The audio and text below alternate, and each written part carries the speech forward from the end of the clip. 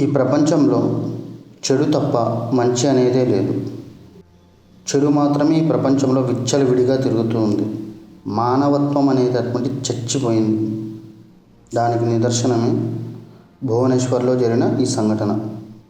ఒక అపార్ట్మెంట్లో తెల్లవారుజామున 14 సంవత్సరాల ఒక అమ్మాయి చుట్టుపక్కల ఇంట్లో వాళ్ళనందరినీ లేపుతూ, తన తల్లి ఎంత లేపినా లేవడం లేదు, దయచేసి వచ్చి ఒకసారి చూడండి అనగా, అక్కడ చుట్టుపక్కల వాళ్ళు రాజేశ్వరిని చూసి వెంటనే హాస్పిటల్కు సమాచారం అందించారు. హాస్పిటల్కు వెళ్ళగా రాజేశ్వరి నిద్రలోనే హార్ట్ స్ట్రోక్తో చనిపోయింది అని చెప్పారు. ఈ విషయాన్ని రాజేశ్వరి తమ్ముడైన ప్రసాద్ మిశ్రాకి సమాచారం ఇస్తే తను వచ్చి తన అక్క అంత్యక్రియలన్నీ దగ్గరుండి చూసుకున్నాడు. 8వ తరగతి చదువుతున్న తన అక్క కూతుర్ని తీసుకొని తను ఉంటున్న ఇంట్లోనే భువనేశ్వర్లో తనను కూడా పెట్టుకున్నాడు.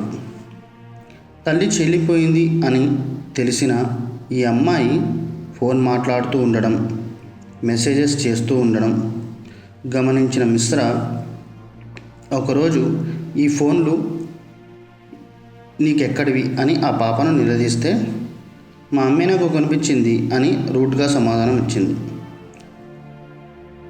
ఆ అమ్మాయి మొహంలో తల్లి చనిపోయింది అన్న బాధ ఏమాత్రం కనిపించకపోవడంతో మిశ్రాకు అనుమానం రెట్టింపైంది. అసలు ఆ ఫోన్లో ఏముందో అని తీసి ఫోన్లు చెక్ చేయగా అందులో ఉన్న మెసేజెస్ చూసిన తర్వాత ఒక్కసారిగా నిర్ఘాంతపోయి షాక్కి గురయ్యాడు.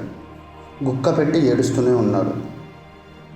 వెంటనే పోలీసులకు సమాచారం అందించగా పోలీసులు వచ్చి ఆ అమ్మాయిని,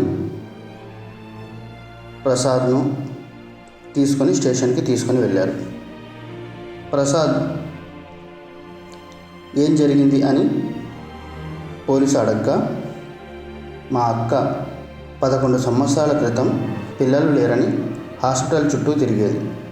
ఒకరోజు వస్తూ ఉండగా దారిలో వాళ్లకు చెట్టు పొదల్లో ఒక 3 సంవత్సరాల పాప ఏడుస్తూ కనిపించింది. ఆ పాప ముఖంలో అమాయకత్వం చూసి ఆ పాపను దగ్గర తీసుకొని, మీ అమ్మా నాన్న ఎవరమ్మా అని చెప్పేసి అడిగారు. ఆ పాప ఎటువంటి మాటలు రాక అమాయకంగా రాజేశ్వరి వైపు చూస్తూ ఉండడం, చుట్టుపక్కల ఎవరూ లేకపోవడంతో ఎవరో ఈ పాపను వదిలేసి ఉంటారు అని అనిపించి రాజేశ్వరి తనకెలాగో పిల్లలు లేరు కదా అని భర్తను ఒప్పించి ఆ పాపను తీసుకొని తన ఇంటికి వచ్చింది.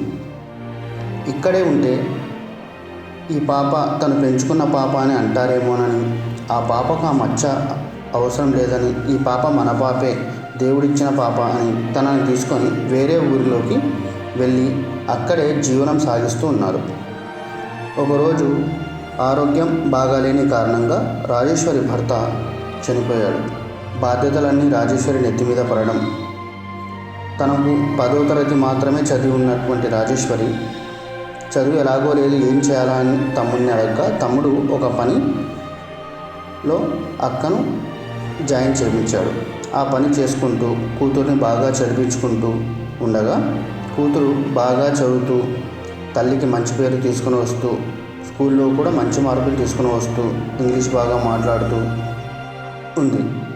ఇంటి పక్కన వాళ్ళతో కూడా అందరితో కలివిడిగా ఉండేది. ఇది జరిగింది అనని, ఇంతకు మించి నాకేం తెలియదు అని మిశ్రా పోలీసులతో చెప్పాడు. ఆ పాపను తీసుకొని పోలీసులు విచారించగా పూజ చేస్తూ ఉన్నటువంటి ఆ గుడి పూజారులైన గణేష్, దినేష్ అనే 2 కుర్రాళ్ళు ఆ అమ్మాయికి పరిచయం అయ్యారు. వీళ్ళు ఇన్స్టాగ్రామ్లో మెసేజ్ చేసుకుంటూ ఇంకా దగ్గరయ్యారు.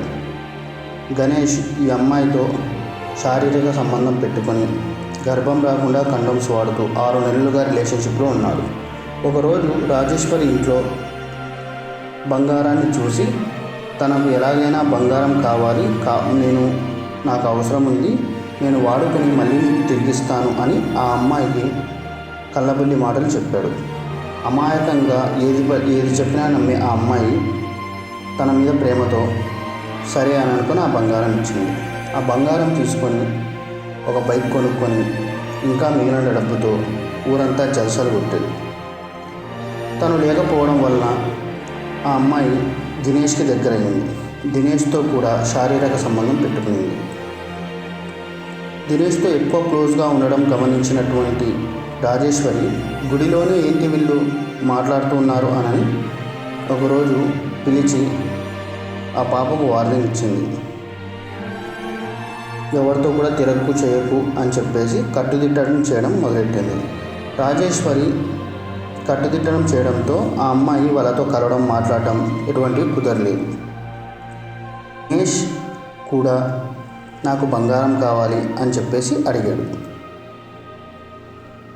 అంతలోనే తల్లి దూరంగా పెట్టడం, దినేష్కి మాట్లాడడానికి కుదరకపోవడం, ఓన్లీ స్కూల్కి పోవడం ఇంటికి రావడం మాత్రమే చేస్తున్న ఆ అమ్మాయికి ఒకరోజు గణేష్ దినేష్లు ఇద్దరూ నిలదీసి, మేము నిన్ను బాగా చూసుకుంటాము, మీ బంధువులు ఎవరన్నా నిన్ను చదివించాలనుకున్న హాస్టల్లోనే కదా పెట్టేది, మేము నేను బాగా ఉండి చూసుకుంటాము అని ఆ అమ్మాయికి నమ్మబలికి, ఆ బంగారం మాకు కావాలి, మీ ఇంట్లో ఉన్నటువంటి డబ్బులు కావాలి అని నమ్మబలికి తల్లిని చంపడానికి స్కెచ్ చేశారు.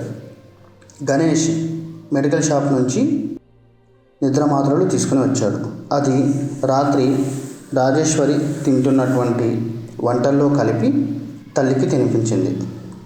రాజేశ్వరి పడుకున్న వెంటనే గణేష్ దినేష్లు వచ్చి దిండుతో తనకు ఊపిరాడకుండా చేశారు.